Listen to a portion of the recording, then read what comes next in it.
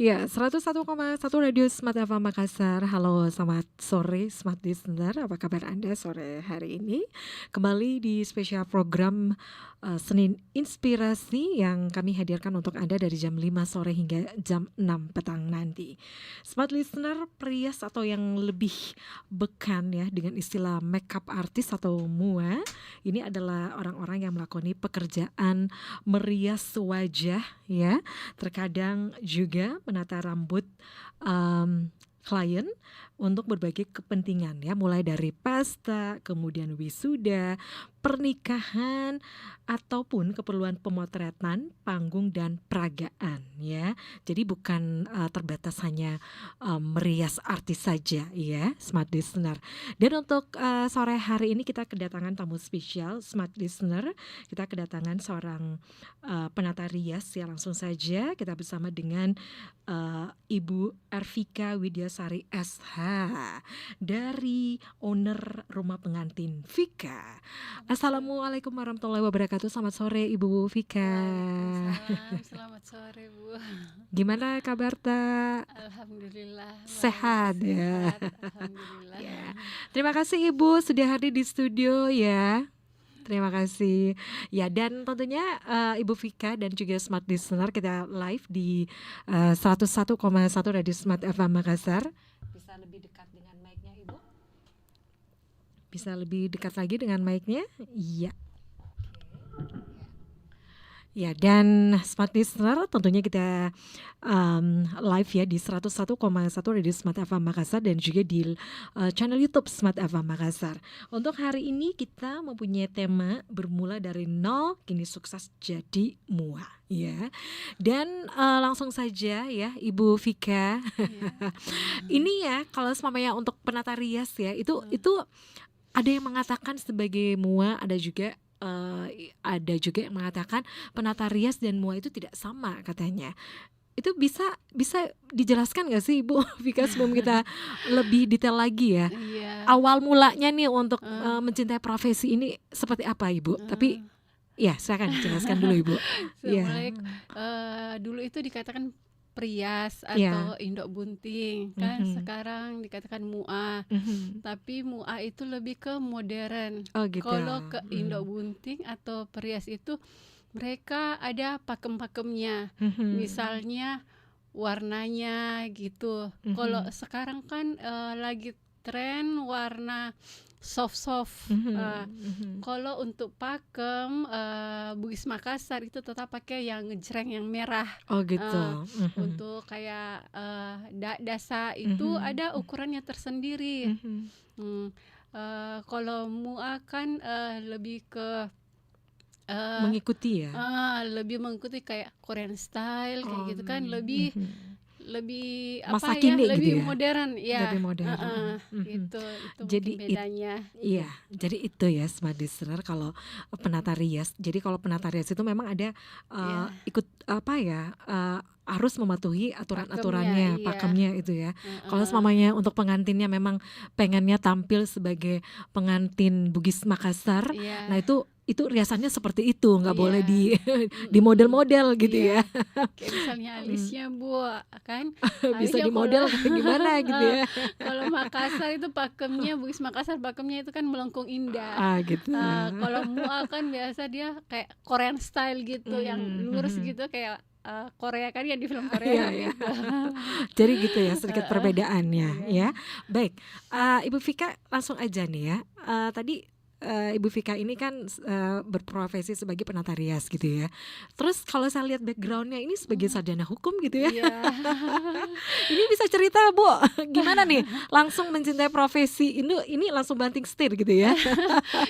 Awalnya gimana nih Bu? Dari masa lepas kuliah terus kerja di perusahaan atau gimana Bu? Silakan. Saya malah lepasan sospol Bu di tahun 2000. Jadi di 2001 itu saya diajak kerja di kantor notaris. Akhirnya saya kerjalah di bidang hukum sampai 15 tahun kemudian. Belajar deh bikin usaha. Masa saya mau terus tiap hari pergi pagi pulang malam? Akhirnya ikutlah kursus-kursus, dapatlah ini ada program pemerintah tata rias Bugis Makassar. Kebetulan program gratis, mumpung kan, ikutlah saya belajar. Posting-posting, ada yang tanya, punya rumah pengantin? Bilang saja punya, sudah saya bilang punya gitu. Oh bisa ndak gitu. Sudahlah, itu job pertama, padahal masih belajar kan. Nah, itu pula yang jadi modal awal saya. Akhirnya keterusan, akhirnya dapat job, akhirnya udah jadi rumah pengantin Vika. Jadi awalnya itu seperti itu ya, Bu ya. Tapi kalau semuanya tadi Ibu berprofesi sebagai seorang untuk backgroundnya sebagai sarjana hukum gitu ya. Itu sempat bekerja kurang lebih berapa tahun Ibu? 15 tahun. 15 tahun sebagai saya dulu di kantor notaris. Jadi biasanya ya enak dan tidaknya itu kayak gimana sih Bu? Kalau semuanya kalau kerja di kantor notaris itu apa sih Bu yang job utamanya tuh kayak gimana? Bikin akte, kita lagi konsultasi, orang ada permasalahan di bidang tanah, di bidang hukum, kita lagi konsultasi, kita buatkan aktenya. Kurang lebih seperti itu. Oke. Kemudian ya itu langsung beralih profesi. Nah sebenarnya kenapa sih Ibu langsung suka dengan profesi yang satu ini? Lebih karena di mana-mana itu perempuan selalu mau cantik. Oh gitu. Dan kita pasti suka yang indah-indah. Jadi awal dari suka lihat yang cantik, akhirnya belajar bikin cantik orang, akhirnya jadi menghasilkan, lanjut deh. Tapi memang awalnya kalau di rumah gitu, kalau ibu mau acara pengantin ataupun mau ke kondangan gitu kan, Ibu Vika dandan sendiri atau dibantu atau gimana? Untuk diri sendiri dulu deh. Iya, dulu masih dibantu, tapi setelah lama-lama suka kebetulan kan saya punya keluarga MUA juga. Oh gitu. Kakak ipar saya kan MUA juga. Jadi enak cuma main kuas dapat duit. Belajar akhirnya saya belajar gitu kan, dapat itu kursus gratis, udah saya ikut, enak juga, cuma main-main kuas gitu. Lihat pas orang datang jelek, pulang cantik, dia senang, kita senang lihatnya. Jadinya keterusan gitu ya, Bu ya. Iya.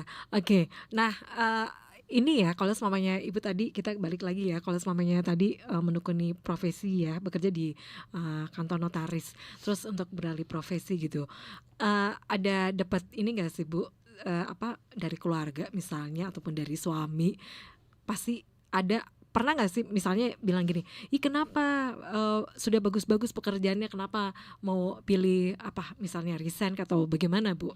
Ada pernah yang mengatakan seperti itu atau seperti apa? Suami lebih mendukung ya, saya kerja sebagai buka usaha sebagai rumah pengantin, karena saya kan lebih banyak di rumah. Gitu ya. Terus sebagai orang hukum, saya juga masih bisa terima job. Klien-klien dulu masih sering telepon, konsul-konsul, masih bisa terima, jadi semuanya bisa jalan. Cuma kan bedanya dulu saya terima di kantor, sekarang saya di rumah gitu.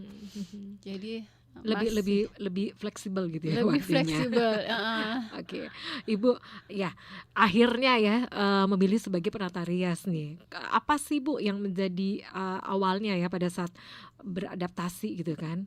Apa saja sih yang menjadi tantangan dari seorang Ibu Vika ini, dari background sebagai kerja di notaris terus memilih untuk sebagai penata rias, apa aja sih yang menjadi tantangan, kemudian kesulitan yang dihadapi Ibu? Kesulitannya mungkin pertama itu cari tempat kursusnya. Kursus rias pengantin itu mahal loh Bu ya. Jadi tanya-tanya kiri kan, ternyata dapat gratis, alhamdulillah. Terus tapi kalau kita mau kursus secara yang berbayar gitu, itu harganya berapa Bu? Antara 7-15 juta. 7 sampai 15 juta. Iya. Itu tahun berapa dulu ya? Tapi alhamdulillah pemerintah banyak program-programnya yang membantu kita. Ada workshop biasa kan, jadi tinggal kita bagaimana mencari program yang sesuai dengan kita. Alhamdulillah sekarang untuk perkembangan kita kan tidak bisa sudah tahu, tapi mau stuck di situ nggak bisa kan, harus terus berkembang, harus terus belajar.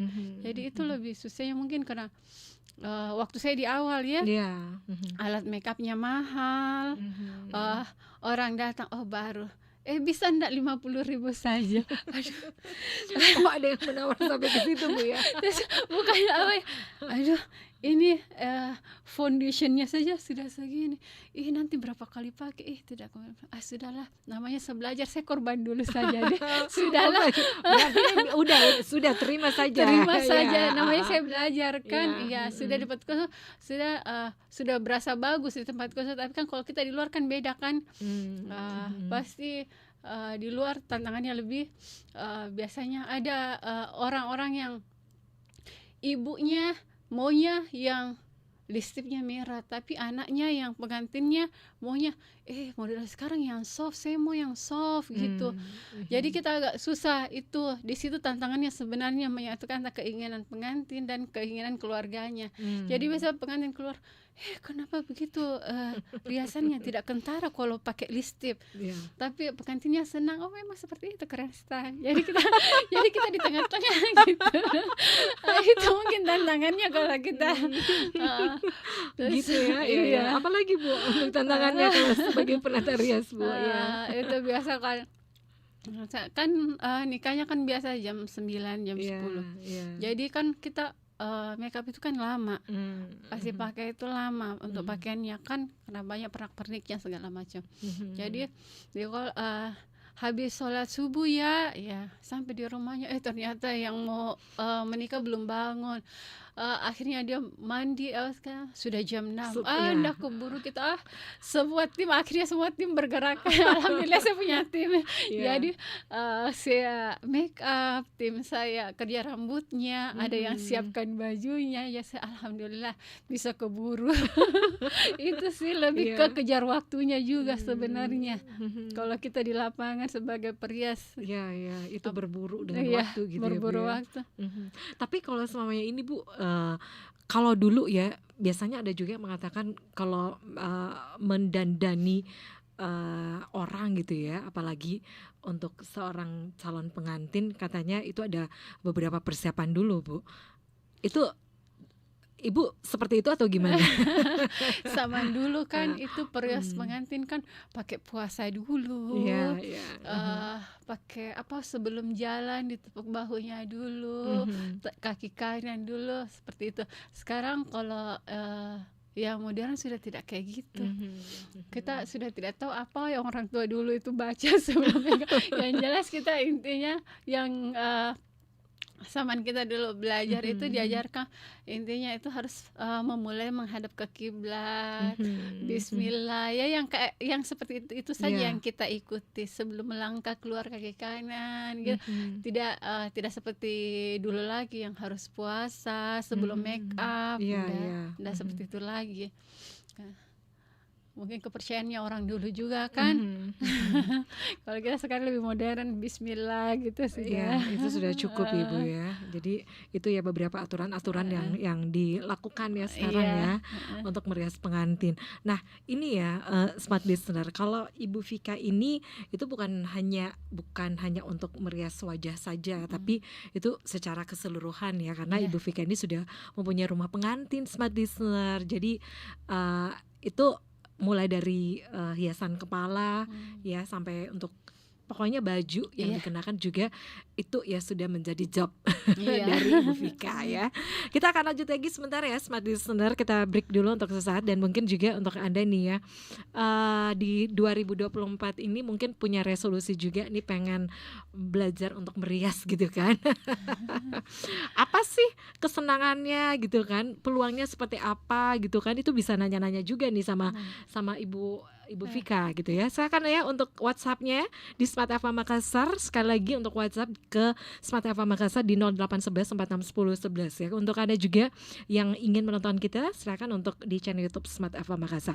Live chat ya untuk Anda yang mau bertanya, silakan channel YouTube Smart FM Makassar. Anda jangan kemana-mana, kami akan kembali sesaat lagi. Ya, terima kasih Smart Listener. Anda masih bersama kami di Senin Inspirasi dan kita masih bersama dengan Ibu Vika ya, owner dari rumah pengantin Vika.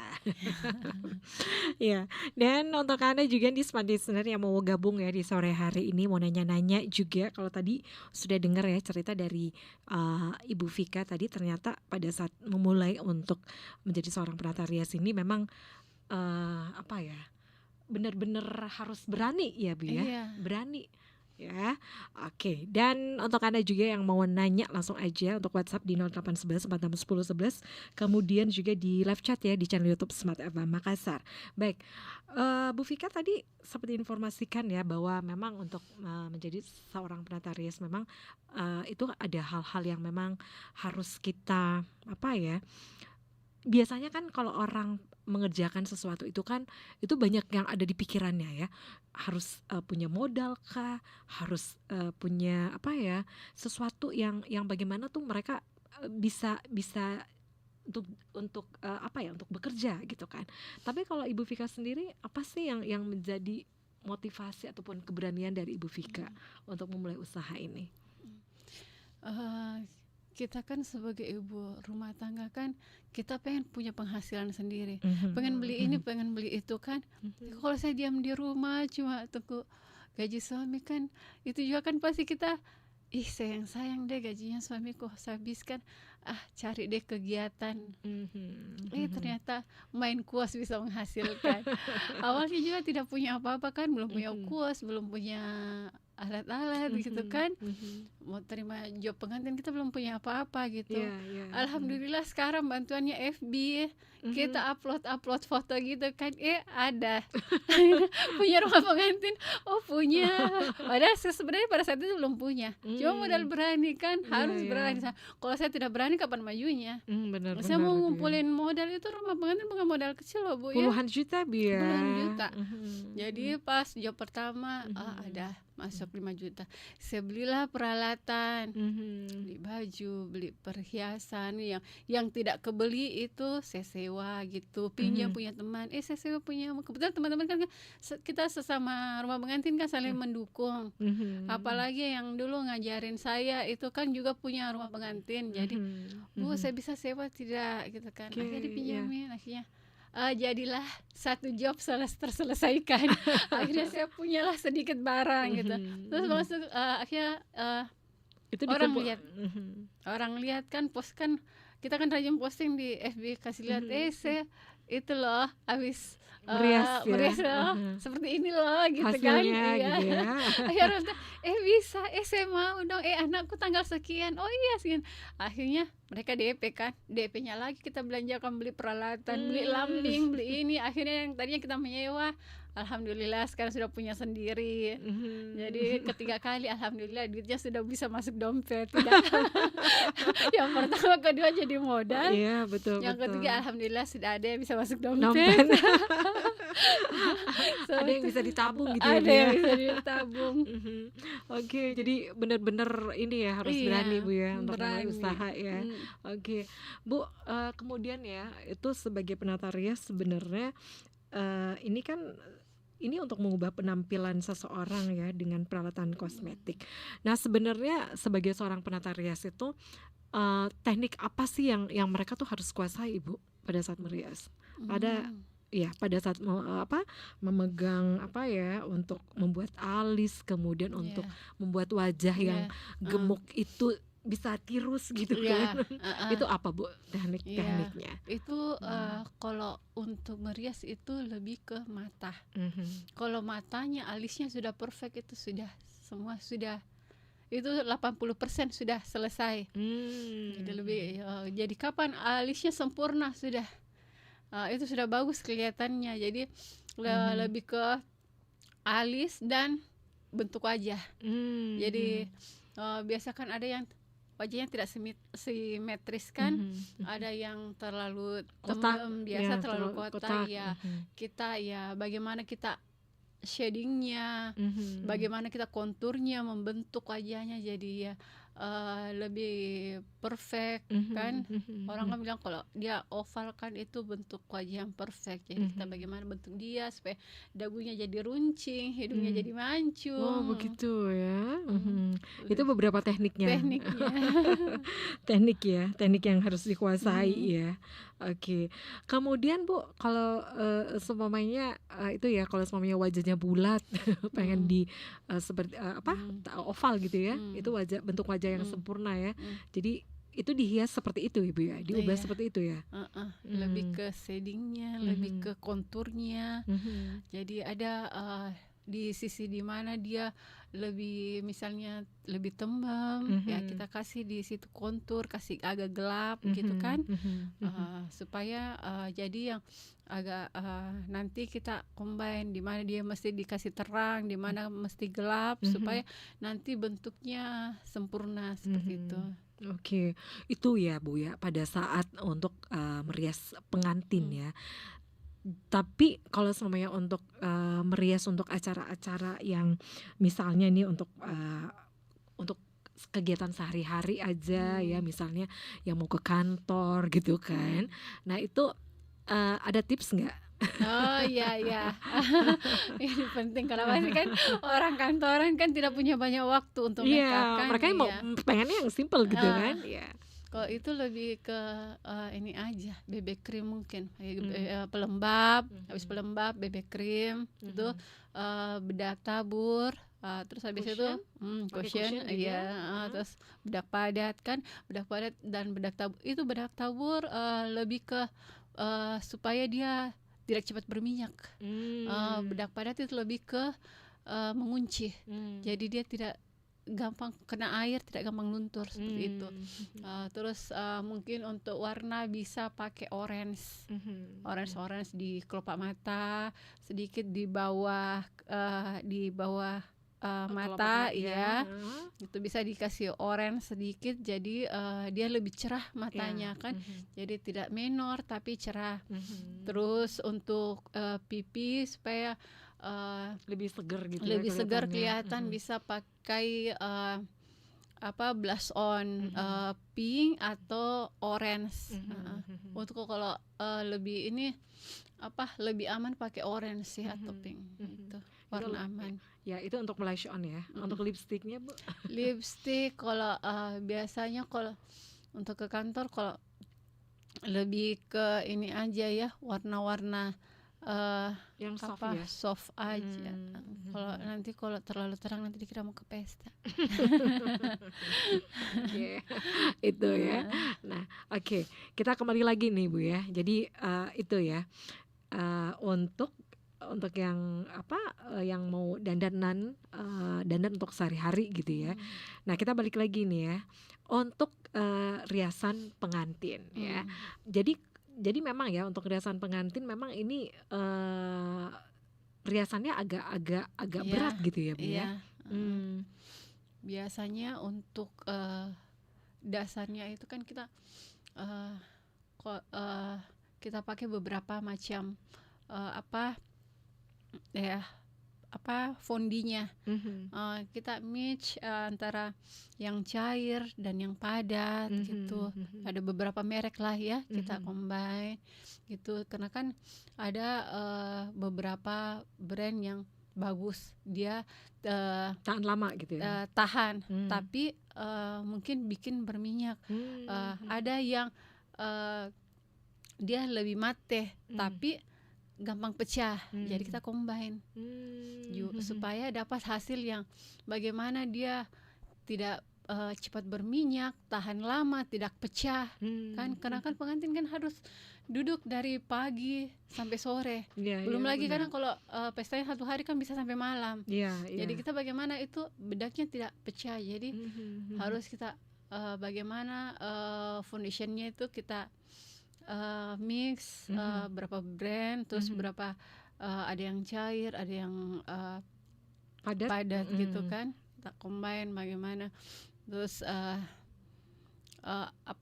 blush onnya kan kalau kita untuk ke pesta atau ke kantor kan biasa habis pakai bedak pakai blush on kan. Kalau untuk pengantin kita pakai luar dan dalam. Oh gitu Jadi ya. jadi habis foundation kita terapkan blush on kan. Yang biasanya kita yang cair kita touch up gitu kan, oleskan. Setelah itu baru pakai bedaknya. Habis pakai bedaknya baru ulang lagi pakai blush on luar. Jadi gitu, ya meski biasa kan pengantin kan biasa ada momen-momen yang harus keluar air mata gitu kan. Iya betul. Supaya dia air matanya keluar, jadi tetap tahan blush on tetap, bedaknya tetap tahan, jadi tidak luntur. Tidak luntur. Nanti pada protes lagi. Itu yang keluarga kan biasanya. Kenapa itu keluar bulu matanya?